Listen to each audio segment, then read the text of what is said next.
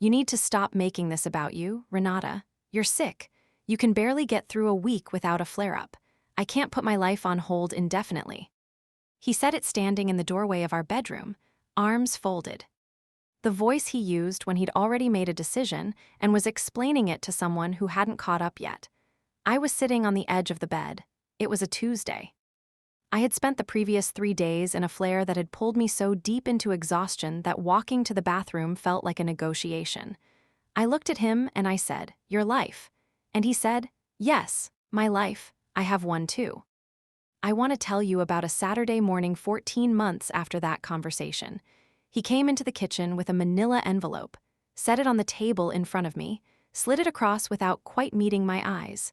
"The attorneys have finalized the settlement terms," he said. "It's fair. You just need to sign." I looked at the envelope. Then I looked at him.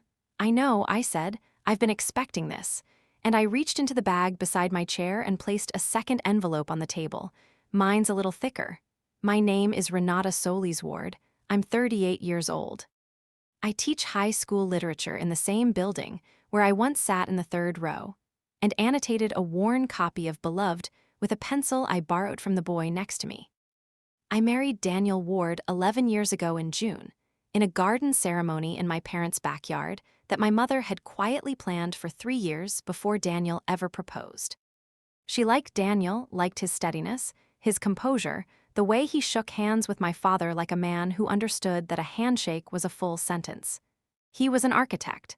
He designed things that needed to hold weight, and in the early years of our marriage, so did he. I'll keep the good years short because they are not the story. We were good. Not perfectly matched, but genuinely compatible. He was organized where I was impulsive, quiet where I was talkative, patient where I needed patience. We bought a house in our 4th year, refinanced in our 7th. I built my classroom into something I was genuinely proud of. My students left notes under my door on the last day of school, and I kept every single one. Daniel built a firm, small but profitable. 2 other architects, a shared office space downtown, a reputation that grew slowly and cleanly the way reputations do when the work is actually good. We were not a dramatic couple. We were a steady one. Dinner at home 4 nights a week. A shared interest in hiking trails we never quite got to. An ongoing argument about whether the guest room needed to be repainted that lasted so long it became a running joke. We talked about children without urgency, one day, when the time was right, when things aligned. Things did not align. In the fall of our 8th year, I got sick. It started the way these things always start, too gradually for any single moment to feel like a threshold. September. Fatigue that didn't lift. I attributed it to the start of term, to a particularly demanding class load, to the way September always ran me into the ground. October, joint pain that migrated. My hands one week, my knees the next. I took ibuprofen and kept teaching and told myself it was stress-related. November, the rash. A butterfly-shaped inflammation across my cheeks and the bridge of my nose that my primary care physician looked at and said, carefully, that she wanted to run some additional blood work. The blood work came back positive for anti-nuclear antibodies. She referred me to a rheumatologist. The rheumatologist, a patient woman named Dr. Vasquez, confirmed lupus at my second appointment. Systemic lupus erythematosus, an autoimmune disease in which the immune system attacks its own tissues, manageable with the right medication and lifestyle adjustments, not curable. Characterized by periods of relative stability interrupted by flares, episodes of intensified symptoms that could last days or weeks. I sat in Dr. Vasquez's office with Daniel beside me. He held my hand through the explanation, asked the right questions. Drove home without the radio on, which he did when he was processing something significant. That night, he made dinner and we ate and talked about what this would mean going forward. He was present. He was the man I had married. I told myself, we will figure this out together because that is what together means. I believed that for approximately 8 months. The first flare arrived in March. 4 days where I could barely stand, where the fatigue was so consuming that thinking clearly felt like trying to read through gauze. I missed a week of school. Daniel covered the logistics, pharmacy runs, meals, the phone calls that needed to be made. The second flare came in June. worse than the first. By August, something had shifted in him, not dramatically. Incrementally, the way temperature changes, degree by degree, until you're in a different season and you can't remember exactly when it stopped being warm. He started working later. Coming to bed after I was already asleep. Answering his phone in the other room. Small things, individually explainable, accumulated into something I noticed but didn't yet name. I asked him once, in September, almost a full year after my diagnosis, if he was all right. He said, "I'm tired, Renata. We're both tired. That's just where we are right now." I accepted that. I should not have accepted that. Her name was Cassie. I found out the way people find out these things, not through drama, not through a confrontation, but through the flat, bureaucratic mundanity of a credit card statement I happened to open because Daniel had asked me to check on a charge he thought was fraudulent. There was no fraudulent charge. There was, however, a restaurant I didn't recognize appearing 4 times in 2 months, twice on evenings when Daniel had said he was working late, once on a Saturday when he told me he was meeting with a contractor. I Googled the restaurant. Upscale, not the kind of place you go alone. I sat with the statement for a long time. I did not cry. I want to be specific about that because people expect tears and there were none. What I felt was something colder and much more precise. The sensation of a thing clicking into its correct place after months of it sitting slightly wrong. I had a friend named Darla who taught history 2 classrooms down from me and who, in 20 years of friendship, had never once told me a comfortable lie when an uncomfortable truth was available. I called her. Read her the restaurant names, the dates. She was quiet. "You already know," she said. "I think I've known for a while," I said. "What do you need?" "I need you to not tell me I'm wrong." "You're not wrong," she said, and that was that. I did not confront Daniel that week, or the next. "I need you to understand why, because I think it matters." I was sick. Not performing sick, actually sick, actively managing a disease that punished stress with physical consequences I could not afford. A flare triggered by a confrontation would cost me days. The medication I was on required consistent sleep, consistent meals, consistent cortisol levels. My body was not a tool I could weaponize recklessly, so I thought instead, I had 2 choices. I could explode and be right and be sick for 2 weeks and lose the ground I needed, or I could be quiet and be strategic and be ready. I chose ready. Before I tell you what ready looked like, I need to pause here, because I know some of you watching this right now have been in a version of this room, not necessarily with lupus, not necessarily with Cassie. But with that specific silence, the one where you know and you haven't said it yet and you're deciding what to do with what you know. Drop a comment right now. Tell me, when you've been in that moment, when you knew but hadn't said it, what did you do? Did you confront immediately or did you wait? I read every single one, and I genuinely want to know. Because the choice Renata made in that room is the choice this story turns on. Go drop it. I'll be here. The first thing I did was call an attorney, not a family friend, not someone soft. I asked Darla, who had been divorced 5 years earlier in a process she described as educational, for the name of the attorney she wished she'd hired first, not second. The attorney's name was Margaret Osai. She had a corner office and the energy of someone who had seen every variation of this situation and found none of them surprising. She wore reading glasses on a chain, and she did not offer reassurance. She offered information, which I found infinitely more useful. I came to her with the credit card statements, with 3 months of bank records I had photographed before Daniel noticed, with the cell phone bill showing a number that appeared over 200 times in 4 months. She looked through everything methodically. "You're smart to come before anything's been filed," she said. "The filing moment changes what each party can access. You want to have a complete financial picture before that clock starts." She told me what to gather: 11 years of asset documentation, the house deed, the retirement accounts, both of ours, the business valuations, because Daniel's firm, while held in his name, had been built during our marriage on our shared finances, including 2 years when my teacher's salary was the only income while he built the client base. "That matters," Margaret said.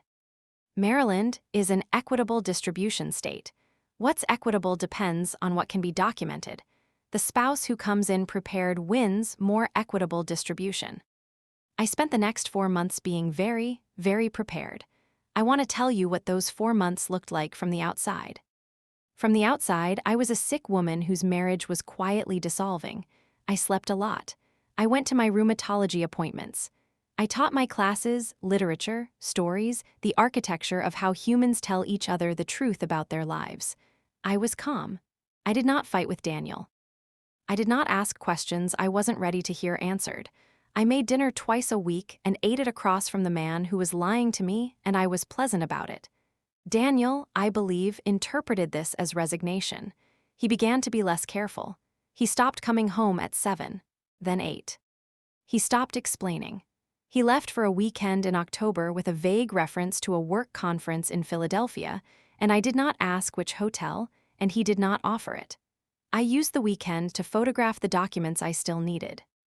Cassie became visible in other ways too, a lunch receipt left in a jacket pocket, a conversation he had on the back porch thinking I was asleep. I gathered everything not out of vindictiveness, but because Margaret had told me, documentation is your foundation. I built it brick by brick. By December, I had a full picture of 11 years of marital assets. The house, purchased jointly, significantly appreciated. Daniel's firm, valued in a formal assessment, Margaret, commissioned through a forensic accountant, a document that placed it at considerably more than Daniel's informal version of its worth. 2 retirement accounts. A joint investment account that Daniel had been drawing from at an above-average rate for the past 14 months, with withdrawals I could trace to a specific pattern. Flowers delivered to an address in Federal Hill. A hotel in Annapolis. A bracelet from a jewelry store in the harbor. Marital funds, 14 months of them. Margaret reviewed everything on a Thursday in January. He's going to come to you with a settlement offer, she said. It will probably seem generous on the surface, and it won't be. He'll time it for when he thinks you're at your most depleted. When you've had a flare, when you're tired. I know, I said. When he does, call me before you open the envelope. I will, she paused. You've done good work, Renata. Most people come to me 3 months too late. He filed in February. I had expected March, but it was February, a Saturday morning, winter light coming through the kitchen windows, coffee already made. He came in from the garage with his coat still on and set the manila envelope on the table. I had called Margaret the night before. She had reviewed his filing the moment it hit the court system. She told me what to expect. Their offer is low. The house is undervalued by 30%. Your share of the firm isn't included, they're arguing it as his sole separate property. The retirement account split is 15% in your favor when equitable distribution would put it closer to 40%. And there's no mention of the dissipation. Dissipation, the legal term for marital assets spent on an extramarital relationship. What do I do Saturday? You accept the envelope. You do not sign it, you say as little as possible, and you let him believe it's going to be easy. So I did. He slid the envelope across the table, said it was fair, said the attorneys had worked hard to make it reasonable, said he hoped we could resolve this without making it harder than it needed to be. I looked at the envelope. Then I reached into the canvas bag beside my chair, the one I'd placed there Friday evening ready, and I put my envelope on the table. He looked at it. What is that? My response, I said, my attorneys have been working too. I watched him look at the envelope the way a man looks at something he hadn't planned for. Renata. You should have your attorney open it, I said. Not you. Your attorney. He picked it up. He was still standing. He didn't open it. He's not a fool. He understood something had changed. But he held it, and the composure that he carried everywhere, the architectural steadiness that had attracted me to him 11 years ago, began to show its first crack. You've been planning this. I've been sick, I said. Not asleep. Margaret's counterfiling had 3 main components. The first, a formal valuation of Daniel's firm that reflected its actual worth, including the years it was built on shared income. Our counter proposed an equitable share of that valuation. The second, documentation of 14 months of dissipation, marital funds spent on the extramarital relationship. Receipts, bank records, A forensic accounting summary that put the total at a number that made the mediation attorneys go quiet when they saw it. The third, a revision of the house valuation using 2 independent appraisals obtained the previous November. The house was worth considerably more than his filing suggested. His attorney called Margaret the following Monday morning. They wanted to mediate. The mediation took place on a Tuesday in April. I wore the same earrings I'd worn to our wedding reception, small gold hoops, my mother's. Not for sentiment, because I am a woman who believes in carrying the things that remind you who you were before someone tried to diminish you. I sat across a conference table from Daniel Ward for the first time in the presence of attorneys, and I was the calmest person in the room. Not performing calm. Actually calm, the specific calm of someone who has spent 4 months doing the hard thing, quietly, so that when the visible moment arrived, there was nothing left to fear. The settlement we reached bore no resemblance to the envelope he'd slid across the kitchen table. The house was valued correctly and its equity divided equitably. My share of the firm's marital period value was recognized and settled in cash. The retirement accounts were split at 38% in my favor. The dissipation claim, 14 months of marital funds spent on someone else, was settled as an offset against Daniel's share, a number large enough that his own attorneys recommended he not challenge it. He signed. I signed. I drove home and called my mother and cried, not from grief, but from the specific, overwhelming release of something you have been holding at precisely the right tension for a very long time. I called Darla next. "How do you feel?" she asked. I looked at the front door of a house that was now mine outright. Like someone who read the last page, I said, and the ending was what I wrote. I want to say something before I go, because I have been sitting with this story for a long time, and there is something in it I need to name directly. There is a particular cruelty in being left when you are sick. Not just the leaving, people leave marriages, that is a human thing, but the specific calculus of a person who looks at your vulnerability and decides it makes you easier to deal with. Who times the envelope for when you've had a bad week, who mistakes exhaustion for surrender. I want to be precise about what saved Renata in that kitchen. It was not anger. Anger is loud. Loud is legible. A loud person can be prepared for. It was the decision, made in the quiet of a difficult week, that her illness did not cancel her intelligence. That her body being unreliable did not make her mind unreliable.